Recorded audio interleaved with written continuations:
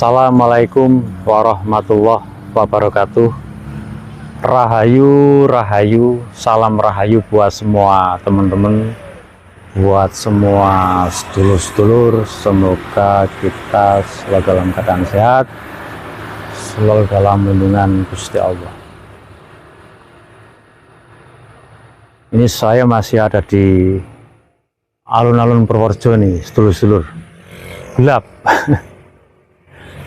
Gelap, nggak ada lampu LED lighting. Jadi saya ini kalau membuat dongengan soal Satria Pining itu sendiri bolong, nggak ada yang pegang kamera.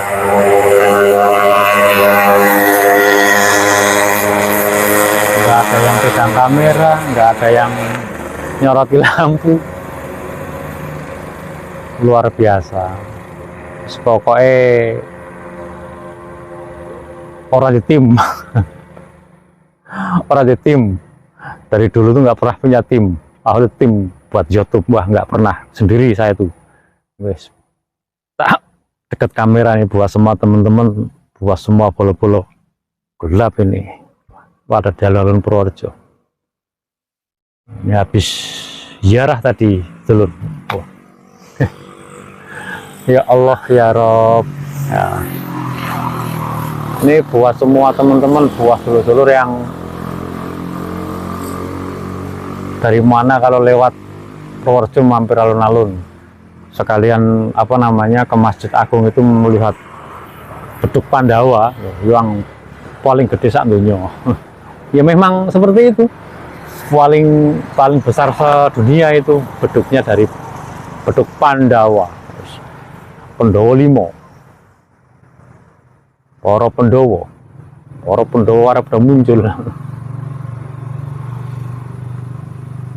Ya, ini sedikit bercerita tentang apa namanya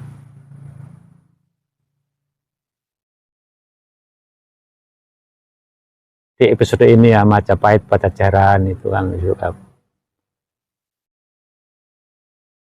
kesalahpahaman bubat atau apa itu.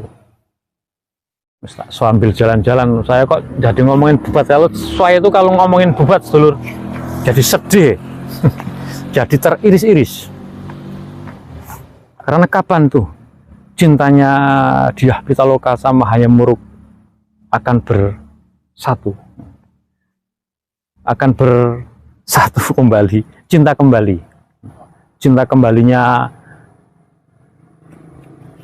Hayam Wuruk dan Pitaloka.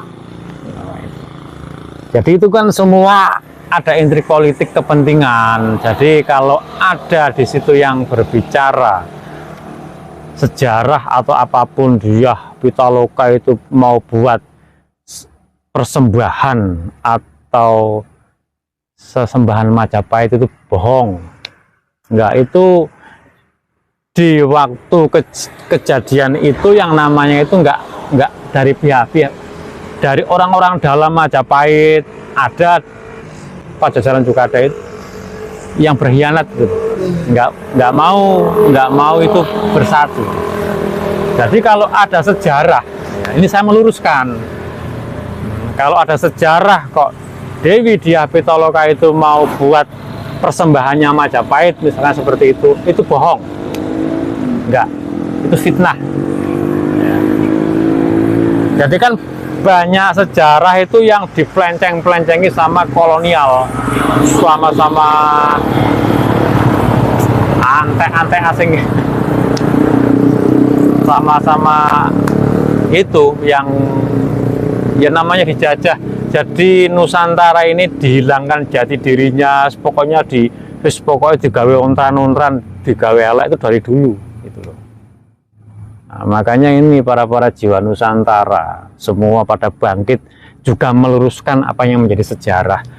Benar bubat itu pada waktu itu apa namanya Prabu Hayam Wuruk Majapahit, zaman keemasan Majapahit ya, sama Dyah Pitaloka Pajajaran dari Putri Linggabuana itu bener apa namanya mau menikah menyatukan Nusantara dari ambisinya Patih Gajah Mada waktu itu kan, memang seperti itu. hingga Pati Gajah Mada kan terus sumpah palapa itu toh. Sumpah palapa. Pokoknya nek Nusantara urung bersatu, Nusantara belum menyatu, belum mau menikah. Itu kan sumpahnya Gajah Mada seperti itu. Nah, itu. Jadi kalau mau buat sesembahan seperti apa itu dibelokkan sejarahnya. Mungkin nggak tahu ada di apa di itu dari barat, semuanya itu semua menyatu kok. Semuanya itu baik-baik gitu. Dalam cuma cintanya saja yang belum menyatu. Yang belum, nggak tahu kapan. Itu masih di tema soal Satria Piningit. Jadi kalau kita bicara tentang Satria Piningit, pernikahan Lebak Cawane itu juga apa namanya ya, juga ada sejarah dari Majapahit, ada juga dari Pajajaran, diambil ke atas lagi Mataram kuno sama Pasir Luhur, itu kan sejajar. Buat sedulur. Jadi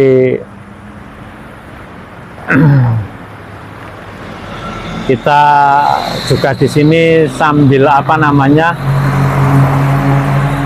sambil meluruskan sejarah. Ini saya di alun-alun Purworejo sambil tiba-tiba kok keinginan hati, keinginan rasa itu ingin bercerita tentang itu. Padahal juga di video-video kami juga ada kan yang apa namanya yang sudah saya ceritakan tentang Dewi Dyah Pitaloka sama Prabanya Muruk. Jadi nggak ada yang buat sembuhan atau buat ini, itu enggak. Itu cuma kesalahpahaman, ada intrik politik dan urusan cinta di situ. Kayak cinta segitiga itu loh. Ya seperti itu. Tapi Dyah Pitaloka itu memang cintanya itu benar-benar cinta sama Prabanya Muruk, dan Prabanya Muruk benar-benar cinta sama Dewi Dyah Pitaloka, itu benar-benar mencintai. Jadi cinta retak gitu loh, belum terus. Jadi Nusantara belum menyatu. Jadi kalau ada omongan Dyah Pitaloka mau jadikan apa gitu sembahan atau seperti apa, itu nggak benar. Itu ibaratnya sejarah-sejarah yang dipelenceng-pelencengi biar Nusantara ini ontran-ontran kesalahpahaman gitu. Nggak seperti itu bos. Jadi saya meluruskan. Itu ngeten.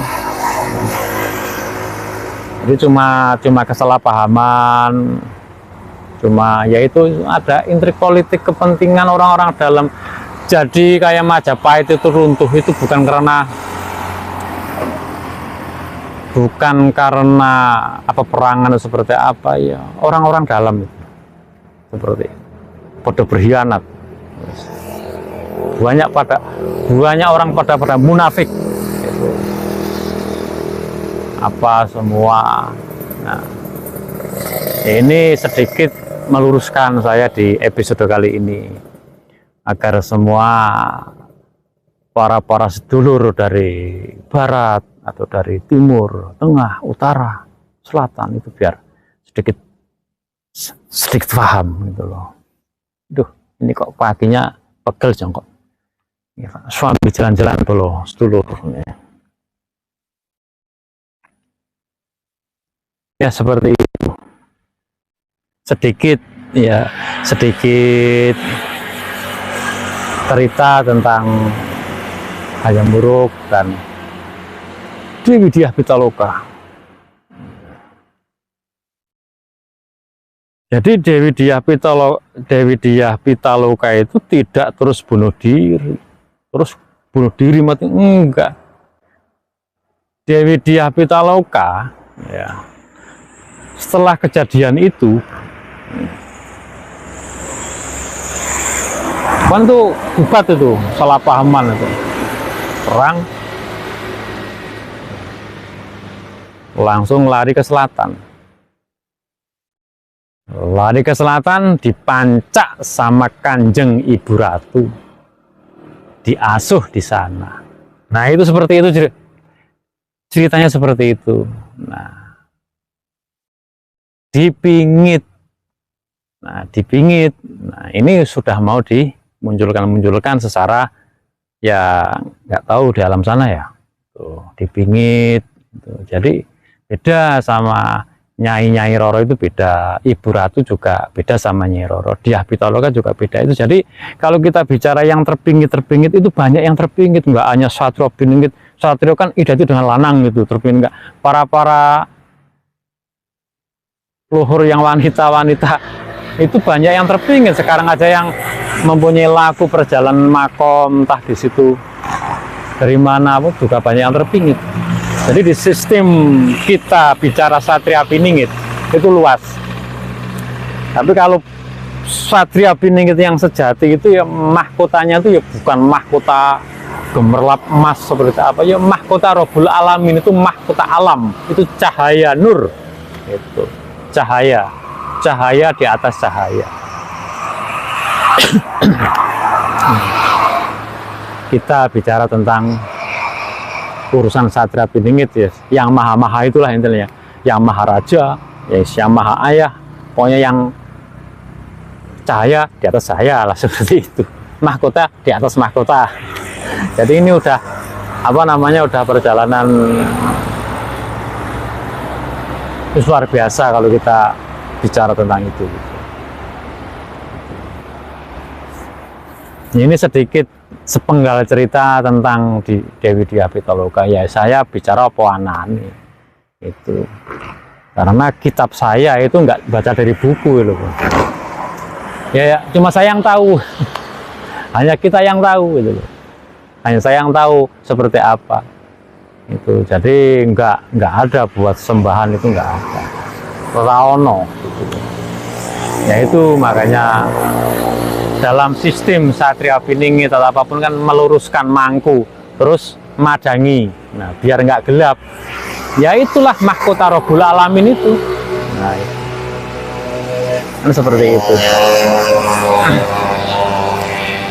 Mungkin cukup ini buat semua teman-teman, buat semua dulur-dulur, tentang sedikit Dyah Pitaloka, Hayam Wuruk, Majapahit, Pajajaran, itu ya sedikit penggal apa kisahnya, biar semua nggak terjadi gagal paham. Yaitu semoga semua dimudahkan, semua diberi kekuatan, buat semua teman-teman yang mempunyai laku perjalanan dari manapun selalu dikuatkan. Kita sama-sama saling berdoa agar semua dimudahkan. Apa yang menjadi urusan, apa yang menjadi tugas-tugas perjalanan, selalu hati-hati dan nastiti dalam konsep lakon perjalanan Satrio Piningit.